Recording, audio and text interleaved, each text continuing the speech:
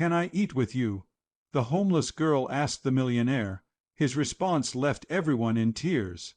The clink of fine silverware and the soft murmur of conversations floated through the elegant courtyard of El Jardin, the city's most exclusive restaurant. Crystal glasses sparkled in the evening light, and the air was heavy with the aroma of roasted lamb and truffle butter. At one corner table Thomas Reed sat alone.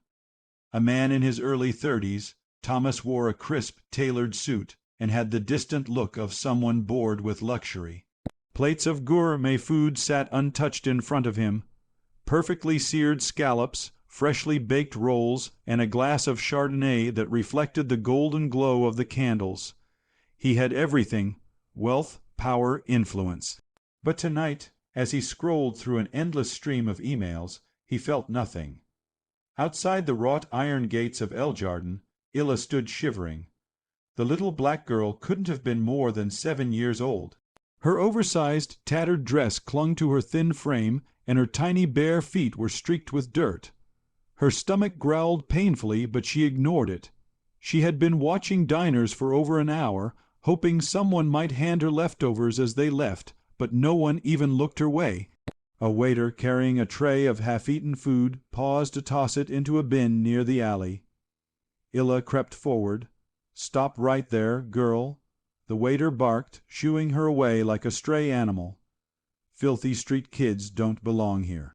Illa flinched and darted back behind a column, tears welling up in her tired eyes, but her hunger was stronger than her fear. Through the open patio doors she spotted a man in a navy suit sitting alone at a corner table. In front of him were plates of untouched food, bread rolls, roasted chicken, and even a small chocolate tart. Her mouth watered. Just ask. She whispered to herself, just once. She summoned every ounce of courage and walked barefoot across the stone tiles of the patio.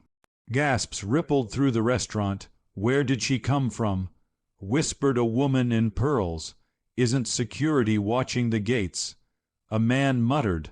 The head waiter strode forward, his polished shoes clicking angrily. "Little girl, you don't belong here. Leave immediately." But before he could grab her arm, Illa stepped forward, her big brown eyes locked on Thomas. "Sir," she said, her voice trembling. Thomas looked up from his phone, startled. The little girl's small, fragile figure seemed wildly out of place against the black tablecloths and glittering chandeliers. "Can I eat with you?" The waiter froze mid-step. A hush fell over the patio. Thomas stared at her, his mind spinning. "Please," Illa added softly, clutching her torn dress. "I'm sorry to ask. I haven't eaten in 2 days, sir." The waiter said sharply, "Do you want me to remove her?" Thomas didn't answer immediately. His eyes were fixed on Illa's sunken cheeks, her quivering lips.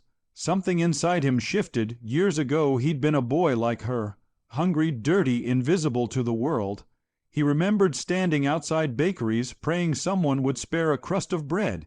No one had, sir. The waiter pressed again. "Shall I call security?" "No," Thomas said suddenly, his voice louder than intended. Everyone turned to look at him. Thomas pushed his chair back and stood. "Bring another plate," he said firmly. The waiter blinked. "Excuse me, you heard me, the best you have, and make it quick." Illa's eyes widened. "Really?" she whispered. "Yes, what's your name, sweetie?" "Illa," she answered. Thomas knelt so he was at her eye level. "Come on, Illa, sit with me." Gasps echoed around the patio. "Is he serious?" A woman whispered, "A millionaire dining with a beggar child." "This is disgraceful," muttered another man. Thomas ignored them all.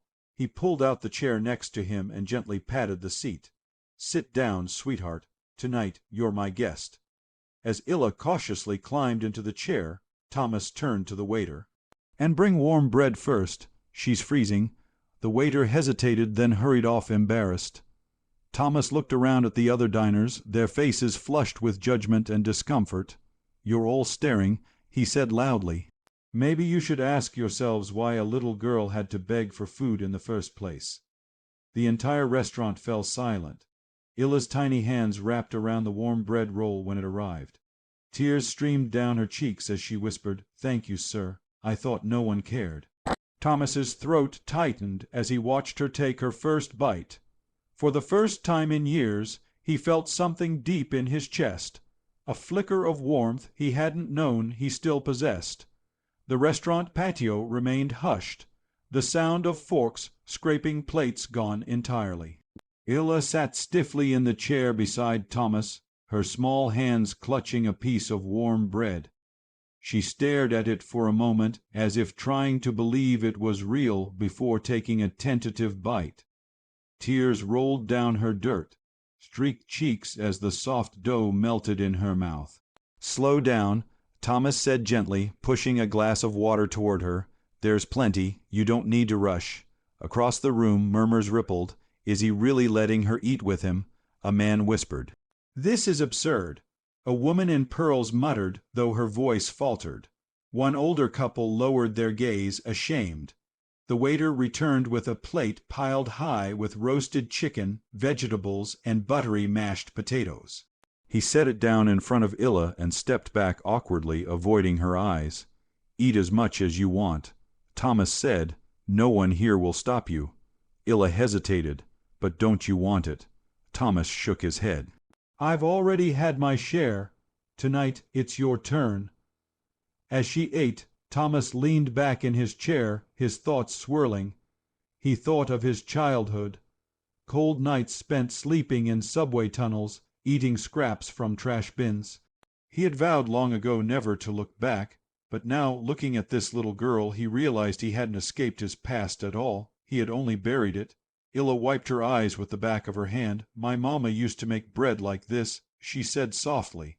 "Before she went to heaven." Thomas's chest tightened. "What about your dad?" Illa's voice cracked. "He left after Mama died. Said I was too much trouble.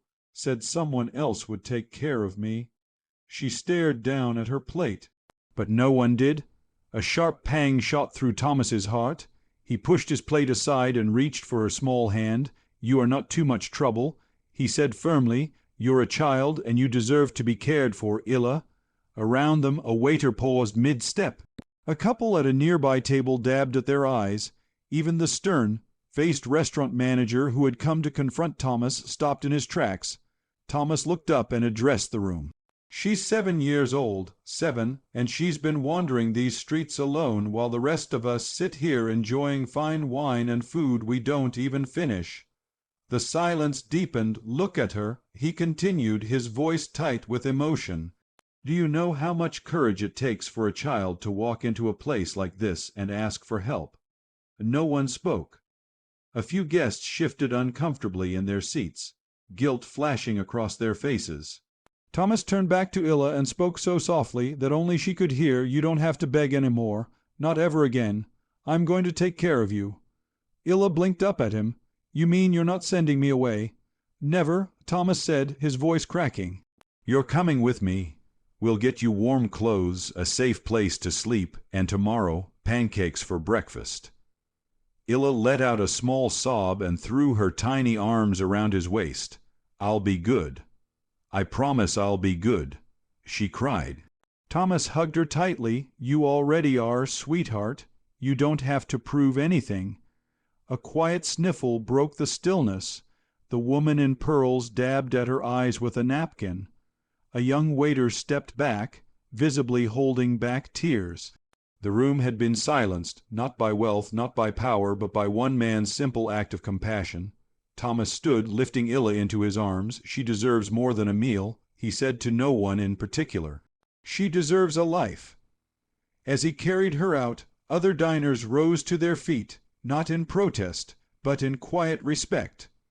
One man left a $1 bill on Thomas's table with a note for her future. That night, as Thomas drove Illa home in his sleek black car, she curled up in the passenger seat, clutching a warm blanket. "Are you rich?" she asked softly. Thomas smiled faintly. "I thought I was, but tonight I finally feel like I've got something worth more than all the money in the world." Illa gave a sleepy smile. "You're the nicest person I've ever met." Tears pricked Thomas's eyes. "And you," he said gently, "are the bravest little girl I've ever known." If you enjoyed this story, don't forget to give it a thumbs up and hit that subscribe button for more emotional, dramatic, and unexpected tales. And let us know in the comments, Where in the world are you watching from? We love hearing from all of you. Until next time, stay kind, stay curious, and keep watching.